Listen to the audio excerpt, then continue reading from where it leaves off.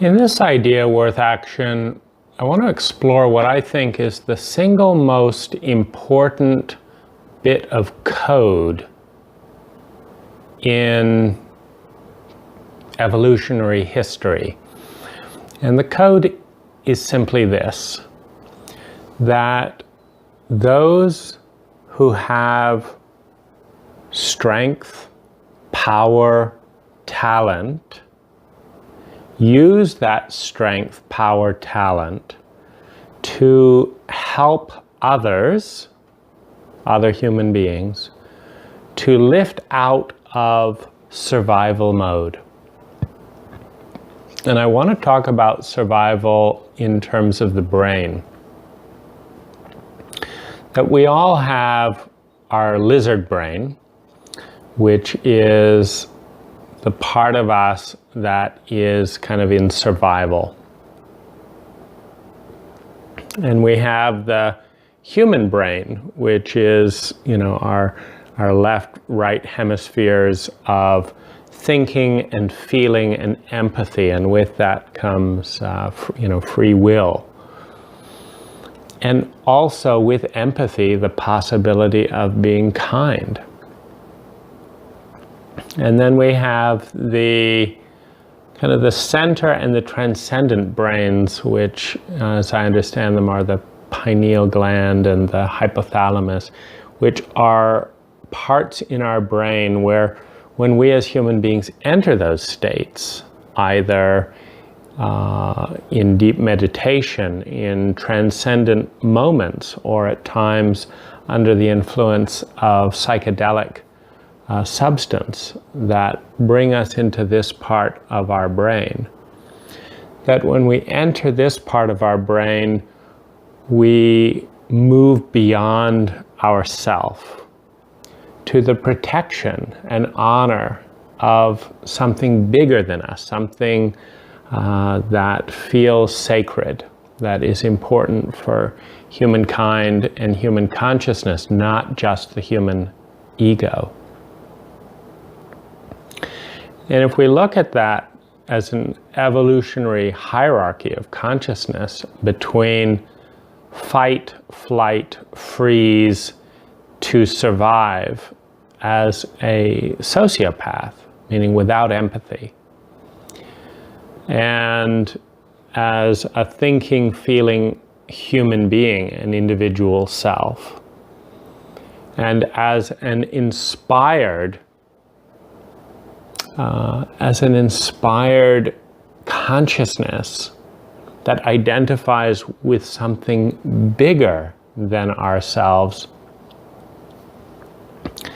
the question becomes which level of the brain is most beneficial, most important.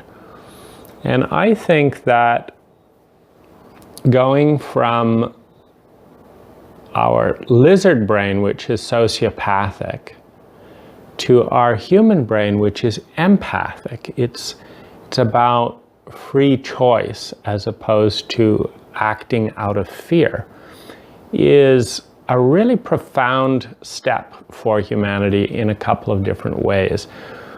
The most important thing, though, is that when you move beyond fear, when you lift out of the sociopathic brain, you start to be able to collaborate and connect based on potential, based on dreams, based on values, and based on ideals. When you're responding in the lizard brain, it's all reaction. It's all reaction, it's all strategy. And because the base drives of survival are on the line, it runs roughshod over our own stated human principles. You get people responding as sociopathic lizards when you traumatize the human brain to a point that we regress. How do we do that? We do that when there's terror, when there's no repair for that terror, when we experience human beings deliberately hurting us and then hurting the hurt. So when we have a bully and then someone or a group of people are laughing at the victim of the bully, what we're doing is we're causing everyone present in that situation to go down to the lizard brain, because the reality we're creating is not sane, it's not human, it's not safe. Survival is not assured. And that's exactly why we have a traumatic circuit in the brain to shut off all humanity and regress back to this point when we are and were lizards with no other mechanism, no empathy other than survival. And the question is, even if we're good at survival, let's say that we can outmaneuver everyone with our mental and physical prowess, that we can outmaneuver everyone, but we're really a lizard. We're engaging emotionally with the world as a frightened animal in fight, flight, or freeze in a very sophisticated way. The fight may be very aggressive in terms of mental one-upmanship or competitive stock investing, but it's still from a mentality of survival of an animal. Is this optimal? Because you will have, within that paradigm, you will have certain alpha animals and you'll have the remaining animals at effect. But we're still in an animal state. And as animals, emotional empathy and original thought is vastly limited. Love is vastly limited. There's very little sense of real love, of giving of oneself to bring value to another. Now, the whole direction of upward or downward begins as human beings when those of us with more resources, more power, more capacity, more talent, focus that talent and resources to create safety, to create security, to create well-being for those who have less, particularly the most vulnerable among us, who do not have a sense of safety and security. That when we focus our energy on giving to them and creating safety, what we're doing is we're lifting them out of the trauma circuit of the brain, of the survival circuit of the brain, fight, flight, freeze. Now, the reason this is so efficient and important is that you cannot trust a brain that is a lizard brain. A lizard brain that is in survival mode will do whatever is most efficient to survive, including theft, stealing, murder, lies, whatever it is. It's in a survival as opposed to an empathic part of the brain. So when we create conditions in which human beings feel in threat of their lives to survive, those are the same conditions in which the survival part of the brain is in fight, flight, freeze, using all the sophisticated information available to our Western minds to fight, to run, to freeze. It's harnessing our knowledge to create survival. Now, trust is an incredible flow point. It's an incredible generator when we trust one another. When we trust one another, there is so much flow, and the investments that typically go into security and defense can move into creating value for one another. And if you look at the allocation of resources relative to the generation of well-being, you've got two ways of creating safety when you have one person or a group of people that do not feel safe, and you have another group of people that do feel safe.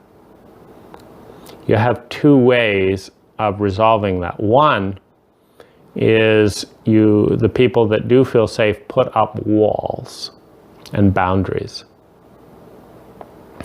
to block the untrustworthiness of people who are in survival mode and are therefore not trustworthy. They are acting as lizards. And two, you can bring those people up to a level of safety and security and start to connect in a human way, in a way that trust is generated. And it takes roughly the same amount of energy to do either one.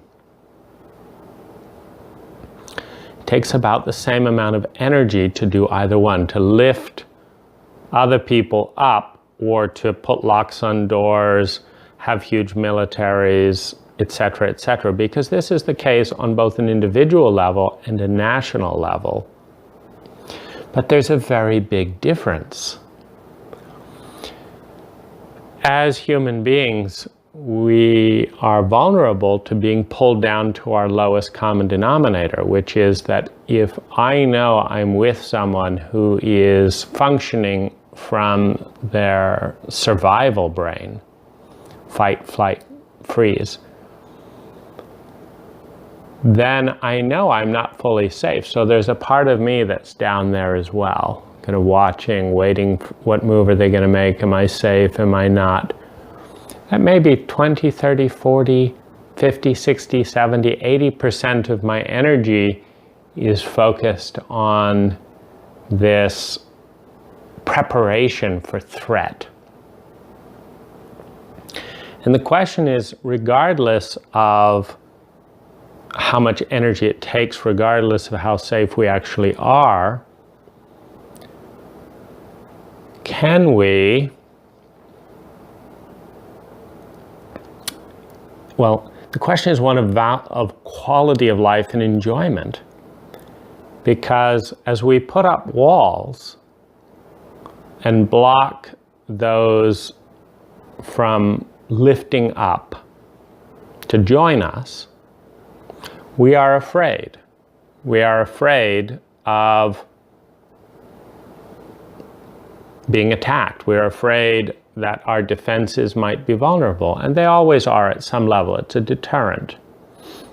But as we lift people up and do our best to make other people our friends, if we truly lift people out of fight, flight, freeze, and they know that if they really need something, they can turn on the group for support, they leave the fight, flight, freeze paradigm and they do turn to us for support. When that happens, when they turn on to us for support and we support them and lift them up, it heals our fear, it heals our pain of separation, it heals mental and emotional illness, which is all about different compartmentalizing and separation, trying to, these people are good and these people are bad and these people are dangerous and these people are okay, and how do we know? And there's all this compartmentalizing. When we heal one another, and coming back to this idea of what is the direction, I think it pivots on when we can trust one another and trust those parts of the culture, of ourselves, of our community that have power and strength because we have empowered them in various ways, legally and otherwise, to use that strength to lift others intentionally. And that these organizations, groups, people need to be honored. They earn the right to be honored by us for lifting other people intentionally, to be honored for lifting people. And that when we do the opposite, that when we use strength, power, technology, etc., to push those who have less than us down, that rather than giving life, that all life is basically the core idea, that all life accelerates and grows upward when we use our strengths to help those without those strengths, and that life goes downward, de-evolves, when the most powerful, the most technically and other resourced people use those strengths to exploit and consolidate their power at the expense of everyone around. And that this is the core movement towards well-being, goodness, or death and going downhill, de-evolving. So if you look at that in your life and look at the people that have helped you, that have supported you in different ways to lift up, and the different people and groups that have and that are using their energy to minimize and push you down, and the people in groups that are just not doing anything. They have resources, but they're not helping you become the best you. What has allowed you to become your best? Not just a more effective lizard, where you have outsmarted and outfought and have kind of clawed your way up onto the hill of power, but that you're actually a human being that you appreciate and that you admire. What has helped you to get to that point? And what has brought you down into rage, into hate, into desire for revenge, into loneliness and hopelessness, and an inability to function and contribute your light? Who has done that? How have they done that? And what's the impact of that on a global scale? I'd love to hear your thoughts on this idea as the most important idea that I've heard or reflected on, and what you feel makes it the most important idea, what you feel makes it not as important as some other idea, and why. And the code behind my choice of this idea as the most important idea is the idea that human beings, when they are in a state of well-being and health, are empathic, caring, loving, healthy individuals, and that human beings, when they are in a state of survival, are in a state of fight and flight in a way that is destructive of the trust and the flow of everyone around, and that we create the most well-being for everyone, even the people at the top, because people at the top are often terrified of, they're disconnected, they're frightened. It's not climbing physically to the top, to, having the most wealth, etc., does not correlate automatically with well-being. It's when we're using our strengths to help other people that it correlates, and that we have a real enjoyment and richness in human life. Thanks for watching.